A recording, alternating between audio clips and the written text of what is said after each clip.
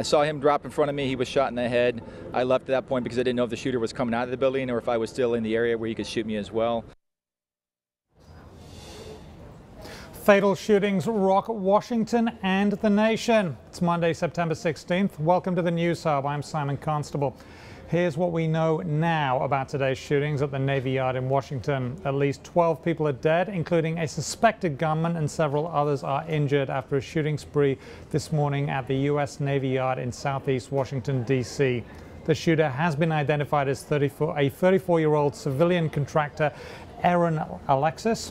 Law enforcement officials are investigating the possibility of at least 2 other suspects who are at large or may be at large.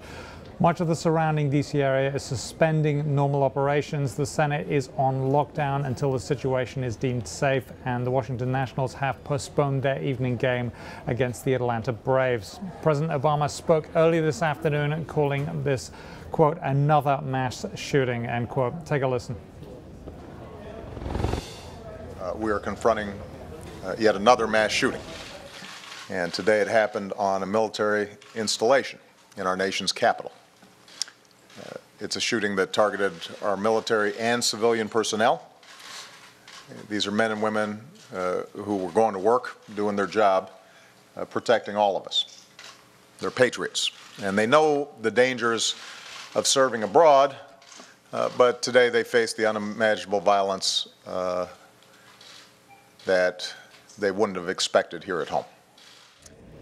And that was President Obama earlier today. Joining me now on set is Don Borelli. Don is the COO of the Soufan Group, which provides strategic security intelligence to government organizations. He is also a 25-year veteran of the FBI, where he most recently served as the Assistant Special Agent in charge of the New York Joint Terrorism Task Force. Don, thank you very much for joining us. Thanks for having me. President Obama says a number of things, but one is he wants a swift solution to this. He wants swift investigation. Let's have a listen.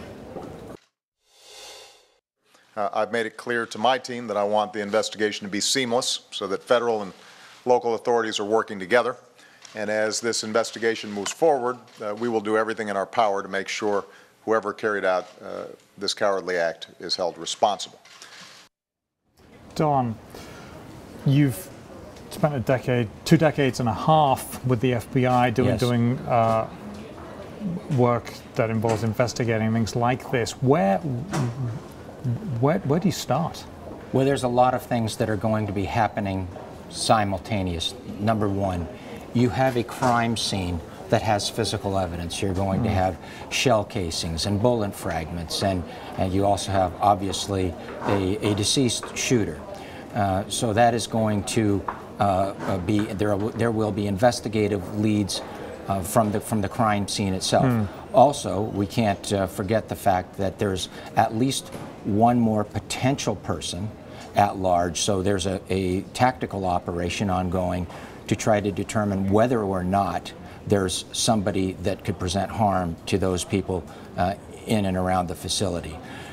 The other thing that will be taking place, and this is going to be with the FBI lead, but certainly in coordination with their federal, state, or federal and local partners in this situation, is taking all of the investigative leads that may come from search warrants on this individual's house, from computer, whether he has a home computer, if he does, that will be searched.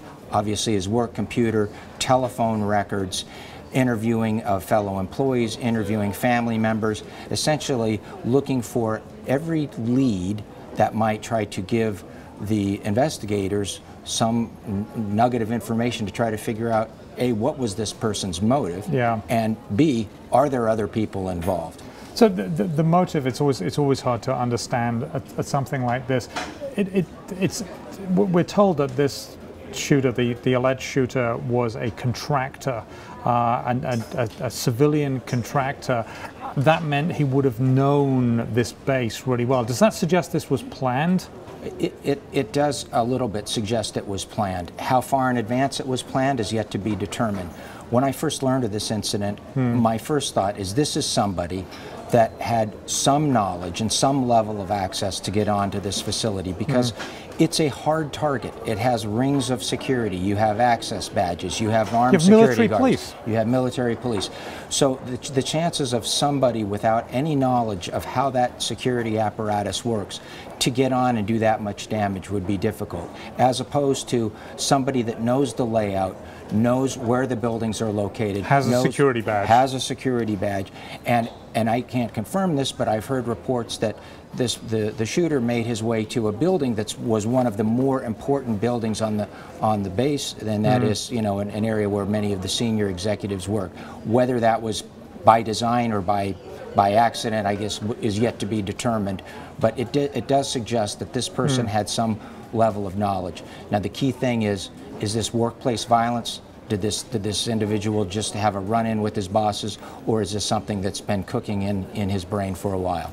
And that would be the conspiratorial type of motive. It might be, but again, it just, you know, I think we don't want to jump to conclusions at this stage in the investigation. There's so many more questions than answers, so it's best to let the investigators do their job till we jump to conclusions that there was a higher motive.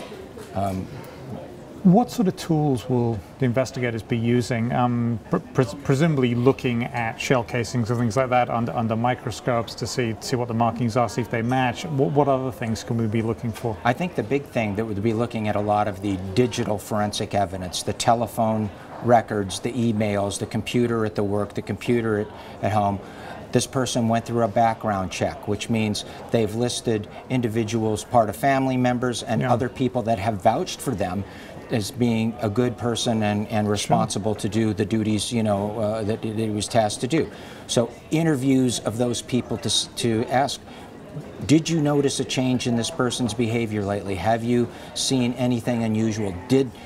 Is there some event that happened in this person's life? Sometimes people go through things like a divorce, a bankruptcy, whatever, and it triggers a response that can turn violent, unfortunately.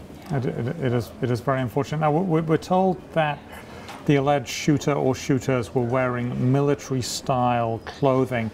Is that of any significance at all? It could be. You have a military base, and if they are wearing the style of clothing that others would wear on the base, could be a tool that they knew would help them. I say they, not confirmed that there is a they, but at least the one suspect might have wanted to blend in. Then again, anybody can go into a military supply store and buy uniforms, and we've seen this in other cases where people just like to dress the part. So the thing that is worrisome, especially if there is another shooter at large, is that if these people or this person had military training, certainly the weaponry is the type of weapons used by the military. If they also had the training that goes with that, that's a very dangerous situation for law enforcement. That's why you have these FBI and other elite SWAT teams going in very slowly and methodically as they search the facility, trying to ensure that there is not another person involved. And also ensuring that nobody else gets hurt. Thank you very much, Don Borelli of the Soufan Group. We appreciate your time, sir. Thank you for having me.